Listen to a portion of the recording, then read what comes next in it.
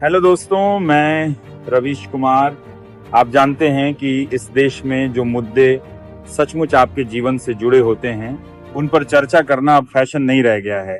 लेकिन आज हम उसी पर बात करेंगे, केंद्रीय कर्मचारियों और 70 लाख से अधिक पेंशन धारकों से जुड़ी खबरों पर। इस वीडियो को अंत तक सुनिए, क्योंकि ये वही बातें हैं जो आपके महीने के बजट, आपकी दवाइयों और आपके गुजारे से जुड़ी हुई हैं। सबसे पहले बात एडिशनल पेंशन की। सरकार कहती है कि 80 साल की उम्र पूरी होने पर आपकी पेंशन पर 20% का बोनस मिलेगा, 85 पर 30%, 90 पर 40%, और अगर आप 100 साल की उम्र तक पहुंच जाते हैं तो आपकी बेसिक पेंशन का 100% अतिरिक्त मिलेगा।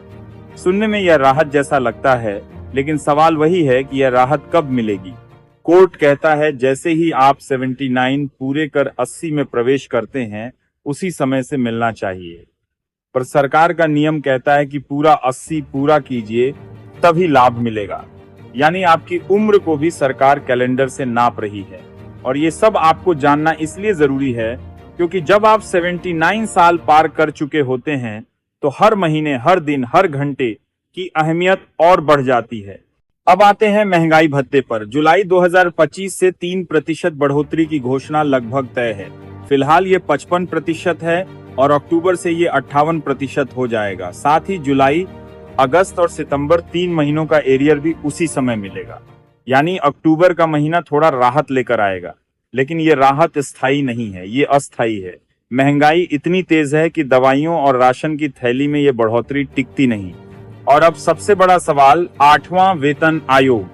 7वें वेतन आयोग का कार्यकाल 31 दिसंबर 2025 तक है। सरकार ने अभी तक कोई घोषणा नहीं की है, बस अफवाहें हैं कि एक समिति बनेगी, विकल्प सुझाएगी और शायद 2027 से 28 में कुछ असर दिखाई देगा। लेकिन कर्मचारी संगठन दबाव बना रहे हैं कि इसे 1 जनवरी 2026 से लागू किया जाए। हक की लड़ाई है और इस लड़ाई का अंत अभी बहुत दूर है। इसी बीच 18 महीने का एरियर है।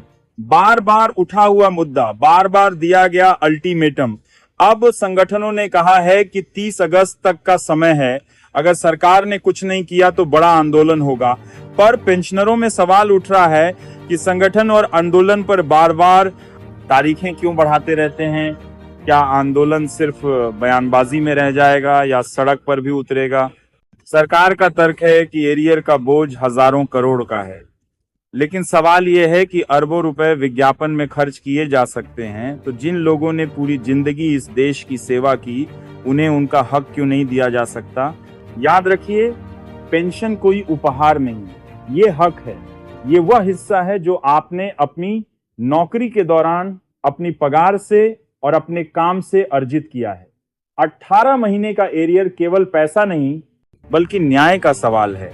जिन लोगों ने पूरी उम्र सरकारी दफ्तरों और संस्थाओं में खपा दी, उनके बुढ़ापे में सरकार अगर ये कहती है कि हमारे पास पैसे नहीं हैं, तो ये सिर्फ आर्थिक मुद्दा नहीं है, ये एक नैतिक मुद्दा भी है। अब नजरें टिकी हैं 30 अगस्त पर। देखना यह है कि क्या संगठन वाकई सड़क पर उतरेंगे, धरना देंगे, हड़ताल करेंगे, या फिर एक बार फिर तारीख बढ़ा दी जाएगी। और अगर सरकार फिर भी नहीं सुनती तो क्या वाकई कोर्ट का दरवाजा खटखटाया जाएगा या वो भी सिर्फ बयान भर रह जाएगा? ये सब आपके सामने रखना जरूरी था, क्योंकि टेलीविजन स्टूडियो में अब इन मुद्दों पर कोई बहस नहीं होती। वहां पर बहस होती है कि कौन किस पर हावी हो गया, किसने किसे देशभक्त साबित किया और किसे गद्दार। लेकिन असल देशभक्ति तो ये है कि उन बुजुर्ग पेंशनरों की आवाज उठाई जाए जिनकी पूरी जिंदगी इस देश को चलाने में निकल गई। तो दोस्तों, आज की यही जानकारी थी। एडिशनल पेंशन केवल 80 की उम्र पूरी करने पर मिलेगी।